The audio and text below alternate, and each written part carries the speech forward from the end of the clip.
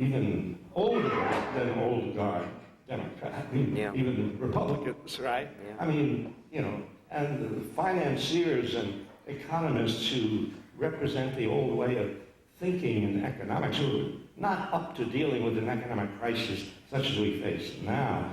And Hillary Clinton, well, no, I mean, she voted for the war. She basically has a militarist point of view. She is so over the top on her support for Israel that she doesn't have a balanced view of the Israeli-Palestinian situation. And so, no, she shouldn't be Secretary of State. I'm going to remove her immediately. Yeah. And then just a couple of more things to say. And that is, Obama is maintaining a big military budget. Yeah, he's a huge military budget. I mean, one of the first things he should have done was cut several $100 billion out of that bloated military budget.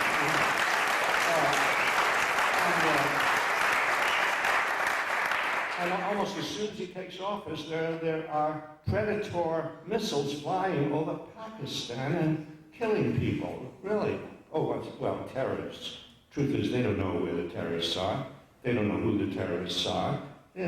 Suspected terrorists. We're always killing suspects. You're not supposed to kill suspects. And then innocent people get killed along with the suspects. And anyway, so I don't want to just end with a negative, sour view, although I am negative and sour, as you can see. But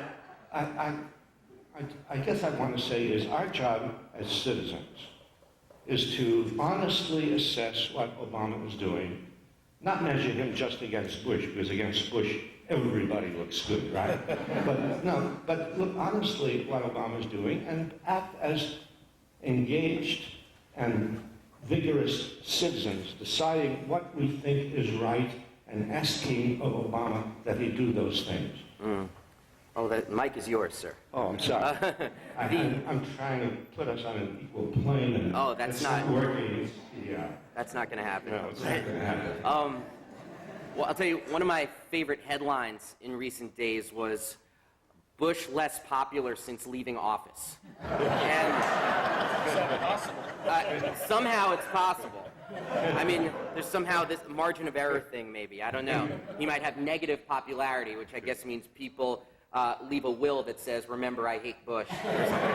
But it leads to my question, which is, it seems like times are ripe to turn Bush from an ex-president to a current convict.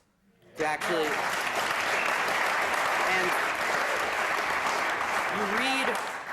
you read these torture memos, and you talk about the banality of evil.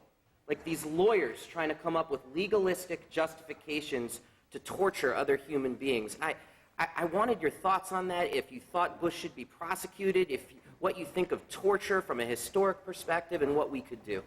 I don't think Bush should be tortured. Oh. And I don't believe in capital punishment. However, I believe that in some way we have to hold these people who are responsible for the deaths of thousands and thousands of people, we have to hold them responsible for what they did. And, I'm not a person who believes in punishment, just punishing people or retribution or anything like that, but I do believe in recognizing when somebody has done something bad and doing something about it which says to the rest of the world, we will not tolerate this. This is wrong. And, and for anybody, some spokesperson for Obama, I think, said, and I don't know if it was Obama himself who said this, maybe you can correct me, Dave, you read the newspapers more carefully than I do. I try not to read the newspapers. Somebody in the Obama camp said, well, that's in the past. That's right. Am I right? Somebody said that. Yeah. That's in the past. That's in the past. You mean, after a guy has robbed a bank, you call the police. The police say, that's in the past. You know, everything is in the past. What's with these people? Yeah. When people were put on trial on Nuremberg, right, for the crimes committed during World War II, that was in the past. They should have said, why should we put people on trial in Nuremberg? Let bygones be bygones. Let's invite Goering to a party. No. The people of the United States and the people of the world should know that all this is taken very seriously, what they did. And you know, Obama, maybe if enough people raise a cry, and I think a lot of people are indignant about this. Oh, by the way, there was a nice cartoon. We have a good cartoonist in the Boston Globe. I don't know if he's syndicated or not. His name is Dan Wasserman. Has anybody ever seen his cartoons? Yeah, 3 people. Most of the things that I mentioned have been known to 3 people. But Dan Wasserman had he's a great cartoonist. He's almost as funny as Dave Zirin. But Dan Wasserman had a cartoon the other day and showed somebody who looked like Cheney, which is not easy. So somebody looked like Cheney, saying, well, we lied, we brought the nation to war, we tortured, what we did led to a lot of people dying. But we're not going to be prosecuted.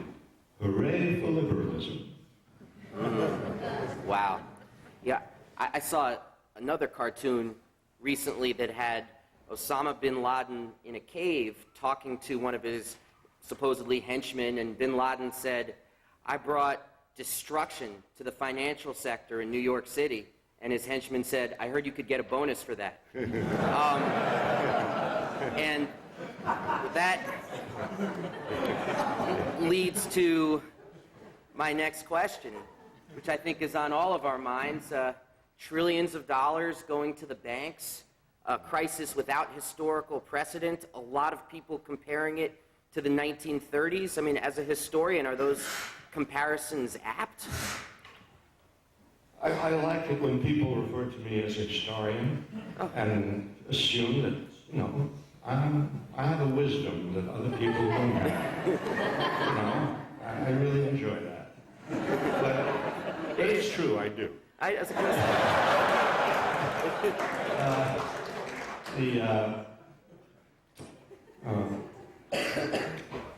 It's interesting. Obama faced an economic crisis. Roosevelt faced an economic crisis. The economic crisis at that time was even worse than it is now. I mean, you know, now we have a lot of unemployed. At that time, in 1932 or so, like 1/3 of the labor force was unemployed.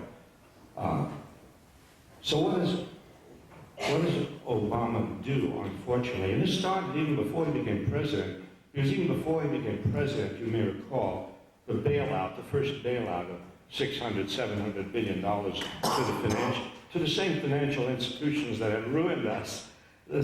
That took place under the Bush administration. And I remember seeing a photo as this bailout was being signed, a photo of the 2 nominees, McCain and Obama, both standing there applauding this. I thought, this is wrong. This is wrong. What are we doing? We're pouring money into the top. It's the trickle-down theory, right? You're pouring money into the giving money to the rich, to the bankers, to financial institutions, hoping that some of that money will trickle down to people who need it. That doesn't work.